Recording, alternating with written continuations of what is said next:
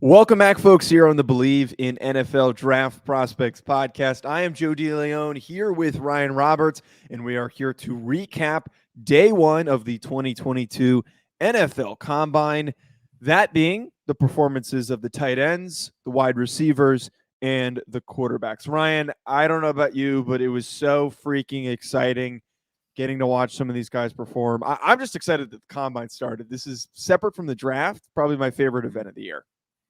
I mean, it might be my favorite event of the year, even over the draft. I don't know, man. Like, this is the fun part, man, because like you've done all the film watching, you've kind of evaluated and quantified what you feel like these guys are as athletes, right? And then you just kind of see if your eye is on par to like what the testing numbers come back for. And it's fun to just kind of sit back for a few days and just kind of enjoy the spectacle that it usually is. So I really enjoy it. I wish that it would go back to the format. And I put this on Twitter yesterday. Like, I wish it was still where they did the testing in the mornings, because I just feel like that was so much better. Especially now that I'm working at home, it's like would have been great if it was just on all day while I was just writing articles and stuff, But still, after the year that we had last year where there was no combine, it's obviously great. And I feel like they always do a good job in Indianapolis. Like that track is fast, man. I know we're going to talk about a lot of fast times. Like, dudes were flying yesterday, to say the least. I also am not a fan of them putting fans in the stands. I thought that was really goofy. I don't think it's meant for that.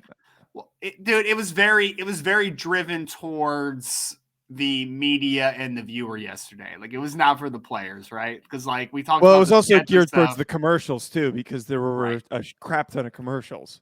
Well, we talked, I know we're not going to be like super negative on it, but it's like we've talked about the scheduling stuff, right? Like putting everything in the same day, condensing it or whatever, getting the fans in the stands, but then also like some of the timing stuff, right? Where we had some of the unofficials come back and they were a lot faster than what like the official times are. And I understand that's going to happen because there's human error to doing that unofficial time. But like there were some, man, that was just like appallingly discrepancy on some of those times. So I feel like this has definitely just been much more media viewer driven this year than players. It typically is, but like this year just feels a little maybe more over the top than usual for me. Right. And that human error also counts in the total fake out of us thinking that we have now the new fastest 40 time with Taekwon Thornton. Yeah. And like I saw they went to commercial, they come back, they show it, and I'm like, that doesn't look like a 4.21. That's not. Yeah. Like he was moving, but sure. I remember when John Ross ran, and I was like, "Holy crap!" And I didn't think that Taekwon Thornton did that. So the updated time, he ends up running a 4.28. It was a little messy, and I think that they probably could have done some stuff better. But speaking on that, Ryan, we had 9 receivers run under a 4.4, and I believe that's the most that we've ever had or in a long time, which is. It's crazy how fast this group of receivers is, but the crazier thing, and we were talking about it leading up to the event and saying that this group of receivers is going to be strong, but we didn't think that it was going to be a wild athletic testing and speedy group of guys. It ended up being the complete opposite. Yeah, it was wild, man. I mean, again, like we're not working off of like what the statistical breakdown is from each year as far as like how many guys broke that 4.4 mark, but just off the top of my head, I was watching them just like, this is wild, man. Like I can't remember a year like this in my lifetime. And I went into the event, Joe, and I know you kind of highlighted it. Like I thought we were going to see a lot of 4.4s, which is really fast too. Like it obviously isn't 4.3 or better, but like I thought I saw a lot of 4.4 guys on film. I know we're going to talk about like Christian Watson and guys like that. Like I thought like those were 4.4 guys, but then obviously they've run a lot faster than we anticipate.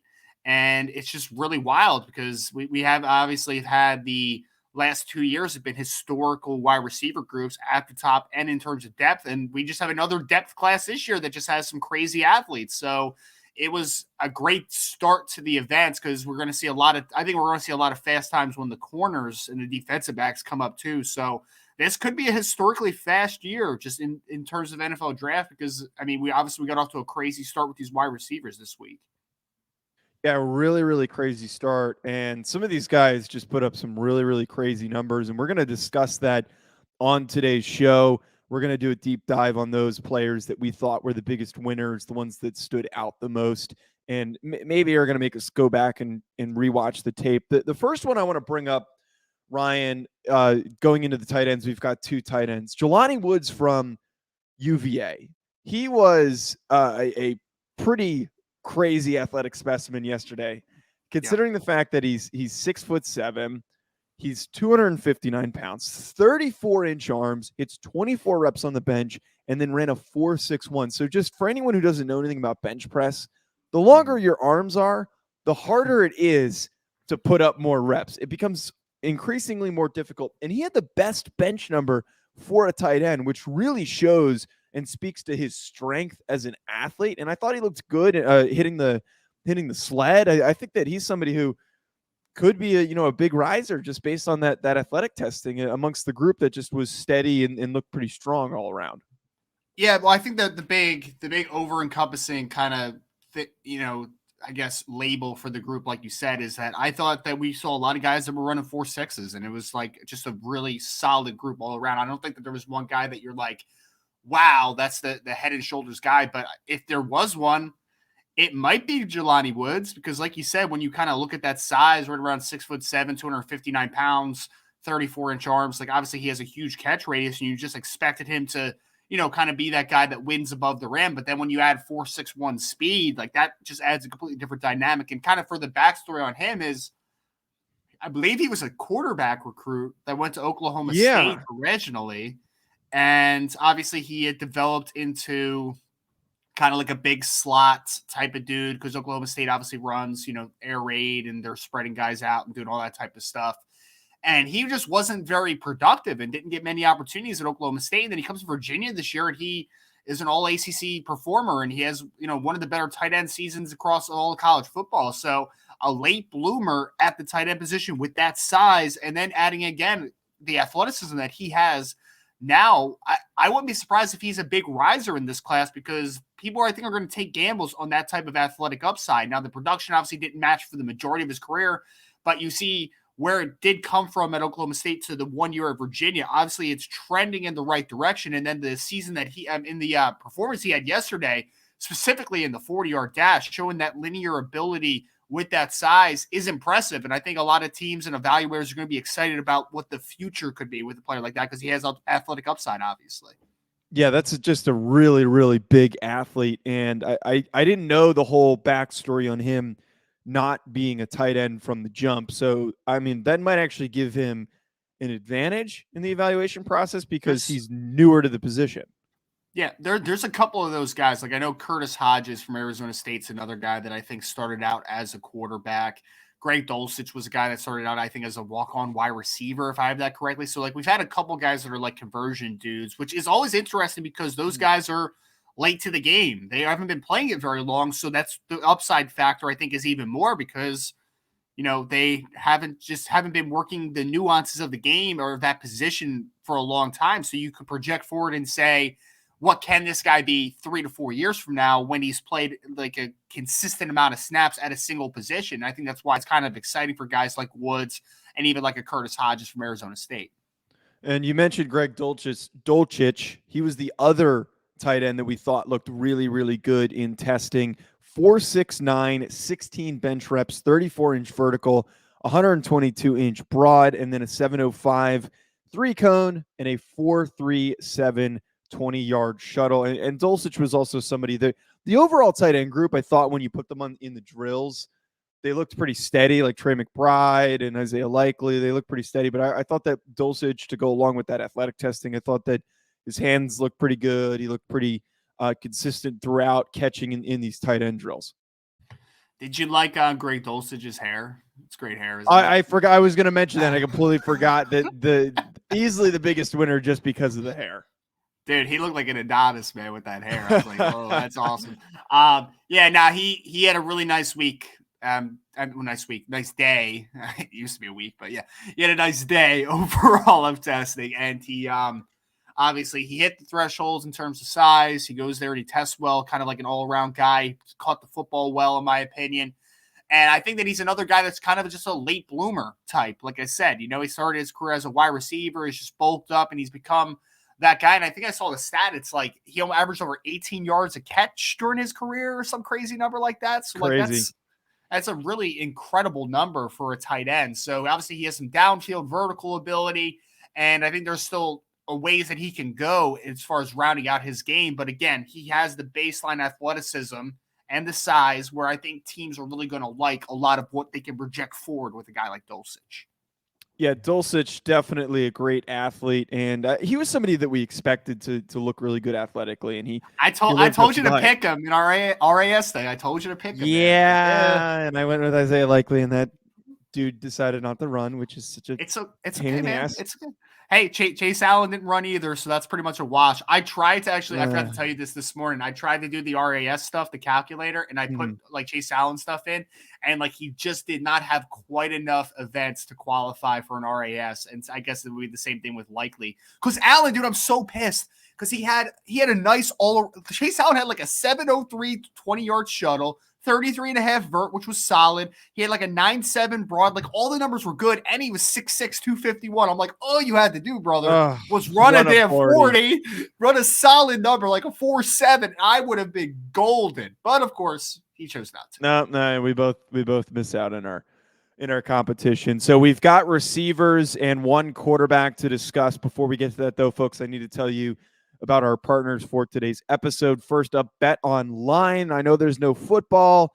There is some betting for the NFL draft, and there also is certainly basketball going on right now for you to bet on. From all of the latest odds, totals, player performance props to where the next fired coach is going to land, Bet Online is the #1 spot for all of your sports betting needs.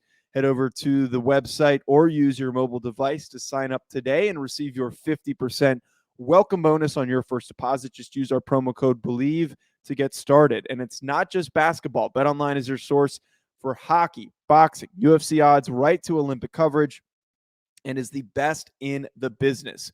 From sports right down to your favorite Vegas casino games, BetOnline is your #1 online wagering destination. BetOnline, the fastest and easiest way to wager on all of your favorite sports and play your favorite games. BetOnline, where the game starts. Also, folks, I want to tell you about NordVPN. What's more important than peace of mind? Nothing. And that's what NordVPN is here for, to give you peace of mind while you are online. And with all of the threats that you face today on the internet, it is more important than ever, to be sure that you have the best VPN you can get. NordVPN is the world's best VPN service, offering the fastest connectivity, most servers, and next-gen encryption to make sure that everything you do online stays secure. Plus, you can use NordVPN on all of your computers and devices, no matter the operating system. With NordVPN's unlimited bandwidth, you never have to worry about a slow connection either. Plans start at under $4 per month. So grab your exclusive NordVPN deal by going to nordvpn.com/believe or use code BELIEVE, that's BLEAV, to get your 70% off NordVPN Plus plan and one additional month for free. It's also risk-free with Nord's 30-day money-back guarantee. Last up, Athletic Greens. Tons of people take multivitamins, and it's important to choose one that is top quality. With one delicious scoop of Athletic Greens, you're absorbing 75 high-quality vitamins, minerals, superfoods, probiotics, and adaptogens to start your day right. Their special blend of ingredients supports gut health, your nervous system, your immune system, energy, recovery, focus, and aging. It's also lifestyle friendly and fits a wide range of diets. That's only 1 gram of sugar and no chemicals or artificial anything. Reclaim your health and arm your immune system with convenient daily nutrition in just 1 scoop of water, in 1 scoop with water every day, and that's it. To make it easy, Athletic Greens is going to give you a free 1-year supply of immune supporting vitamin D and 5 free travel packs with your first purchase. All you have to do is visit athleticgreens.com/believe. That's BLAV. Again, that's athleticgreens.com/believe. These statements have not been evaluated by the Food and Drug Administration. These products are not intended to diagnose, treat, cure, or prevent any disease. Athletic Greens, take ownership of your health. Whew, okay.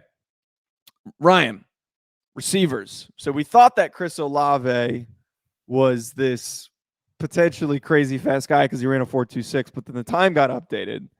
And it turns out he runs closer to 4.39. That's the number. Which is still great. which is still great. Yep. Which is still good. And then we also had his teammate, Garrett Wilson, who ends up running faster than him with the updated time with a 4.38. So both these guys, I think, are worth mentioning because they're faster than I think we expected and a lot of people expected. Yeah, I mean, so there's been kind of like a back and forth between what Olave and Wilson were going to test comparatively to one another. And if you would have asked me, and I said this, I think last week, I thought that Olave would run slightly faster, but I thought Wilson would test better just all around, like jump higher, brodical. What the heck was I saying there? Broad jump further. And I thought the short shuttle and 3-cone, that type of stuff, short area stuff would be a lot better as well.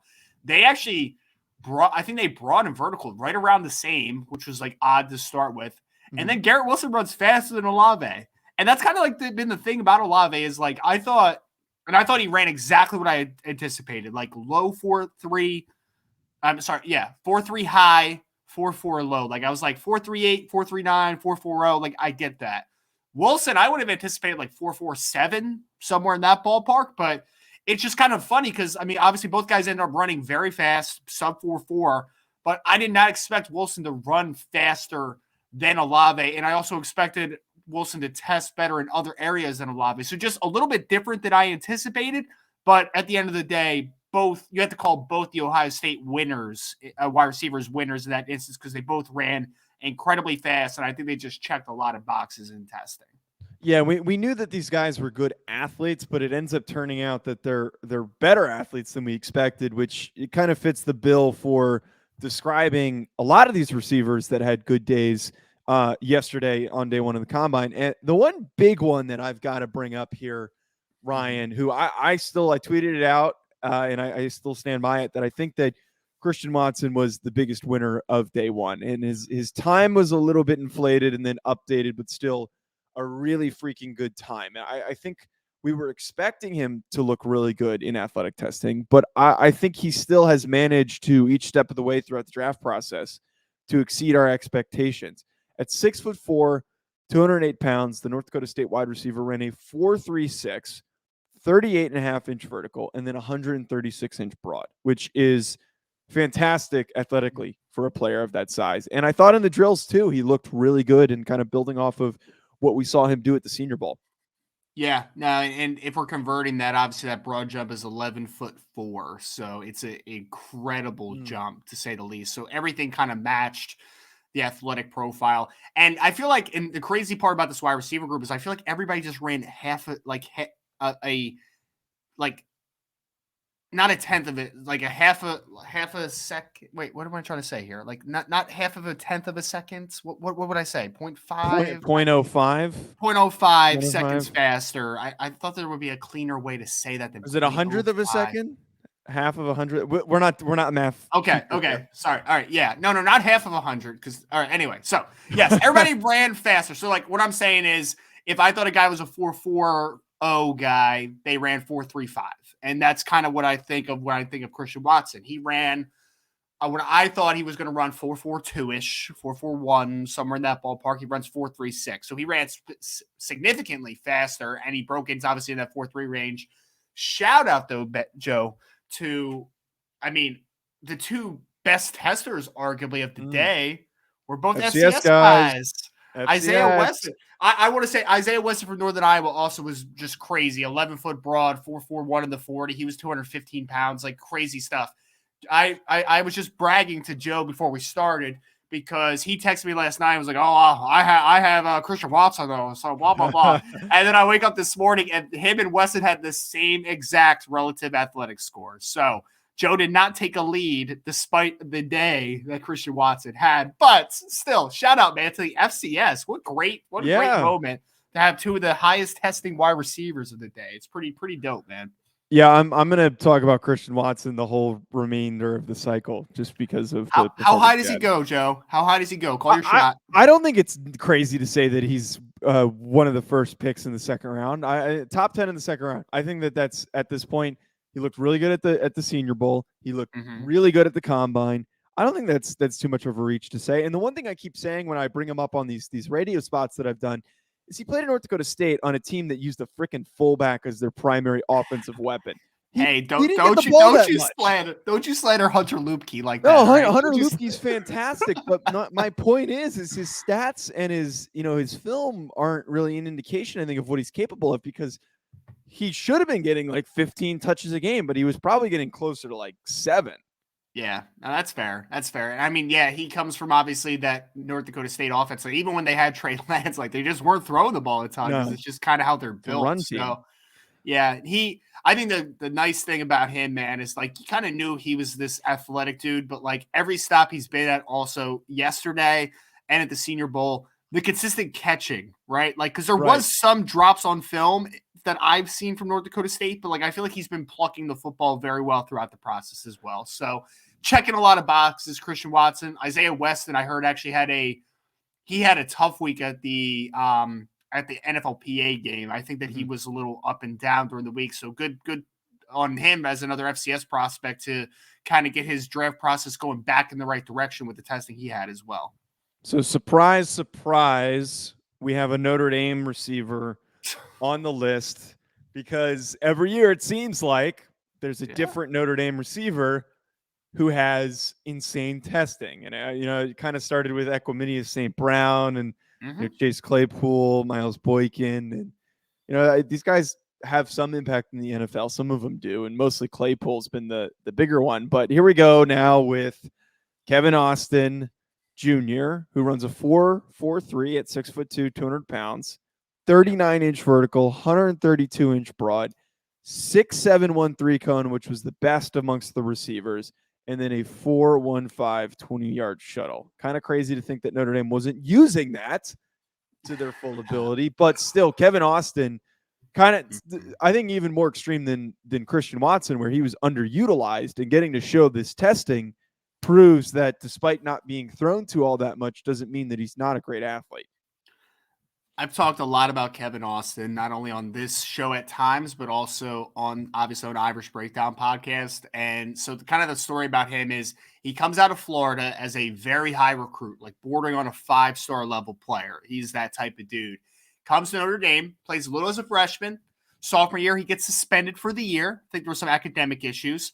The next year after that, he gets injured and only plays in one football game. And then this year, he's their leading receiver in terms of receiving yardage. And I think he tied Michael Mayer as with 7 touchdown catches, and he averaged like a crazy number per reception. I think it was like 18 yards per catch. So you saw the talents, but he had the decision whether to come back for another year or to leave early. He obviously decided to leave early. And I honestly was not a big fan of that decision, because I think that he's a guy that the film's not great.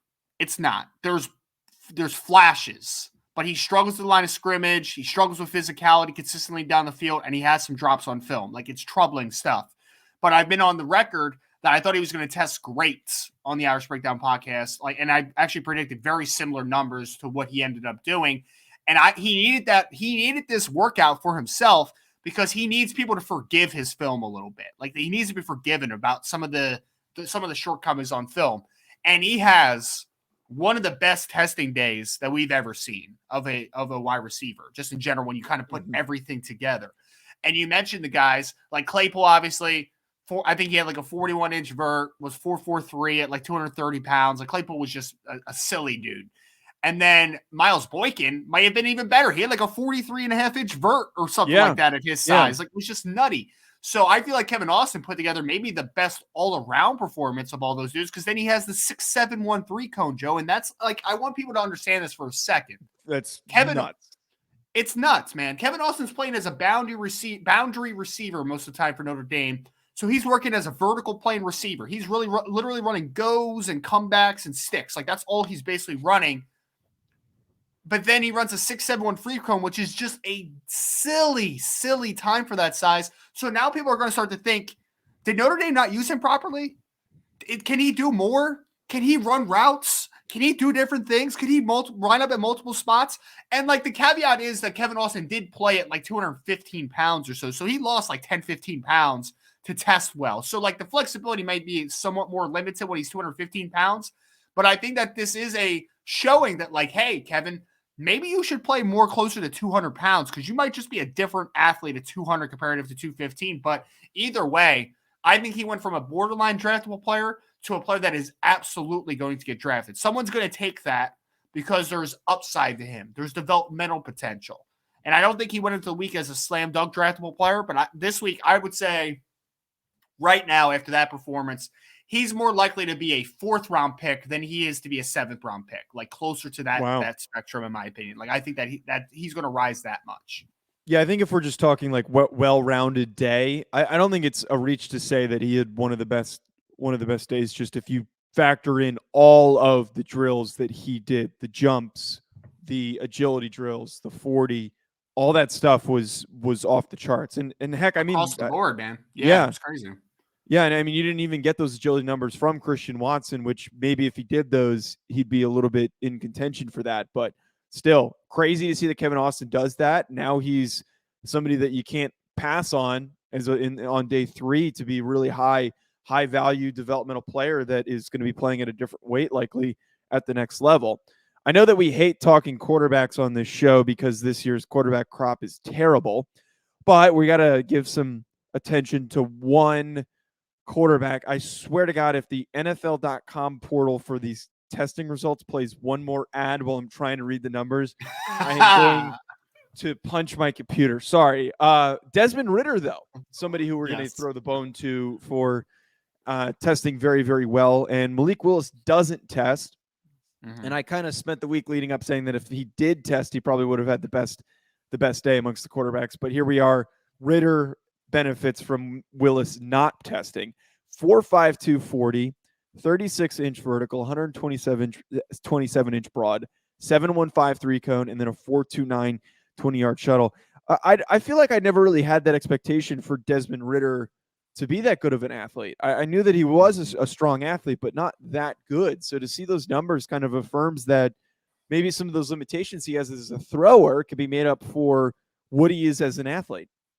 Yeah, I mean, he's a really good athlete, and I think that Jim Nagy was kind of pumping it up for a couple of weeks before the director of the Senior Bowl that, like, he's testing within, like, 4 range, where he's so comes in a 4.52, like you said, the 36-inch vert kind of just reaffirms that, like, this kid's an explosive athlete. There's no doubt about that. I think the coolest part, Joe, is why we really wanted to include this was I have gotten some vibes of like a Ryan Tannehill from a Desmond Ritter in the past. Like that's kind of the comp that comes to mind. But Daniel Jeremiah, I thought, had a really good comp for him. The one that I completely agree with. He compared him to Marcus Mariota, who came out of Oregon, obviously drafted by the Tennessee Titans with the 2nd overall pick behind Jameis Winston. Now I believe he was with the Las Vegas Raiders. I think he might be a free agent again. And now I'm just like, I see parallels to their game, man, from an athletic perspective. But when you put them side by side, it was like, I think Mariota ran like 4.53, Ritter ran 4.52. They both had 36-inch verts. Their broad jumps, I think, were pretty similar. So, like, just very interesting comp. And I think that there is validity to that comparison a little bit as well. I hope this isn't too crazy of a question. Do you think that he slides into the first round with that performance, or is he still kind of on the outside? Well, athletic testing, I don't think ever really bumps quarterbacks that much, but I've been on this. I mean, I've said this on the show a couple times, Joe. Like, I think Desmond Ritter might go in the first round. Like, I just do. I think it might happen because he's played a lot of football. He's a guy that has the height speed combination. He's got an NFL caliber arm. He's a bit on. He was actually obviously at the Senior Bowl. He tested well at the combine. Like, he checks a lot of boxes. Now, I don't think that his tape says that he should be drafted in the first round, but I think someone's going to reach potentially. And yeah, so to answer your question, I think that he could be a first round pick. I don't think it's so much because of what he did yesterday at the combine, but I do think that he has a chance just based when you kind of when you factor everything together and you just kind of check boxes. I think that some team might take a shot there. Yeah, no, certainly. And you get good numbers for him. That's going to help. Folks, that's going to be it from us, though, here on the Day One Reaction. We're going to provide reactions each day the morning after at Joe DeLeone, at Rise and Draft. Head to riseanddraft.com for more coverage on the NFL draft. Also hit subscribe wherever you're tuning in, and we're going to be back with more coverage very soon.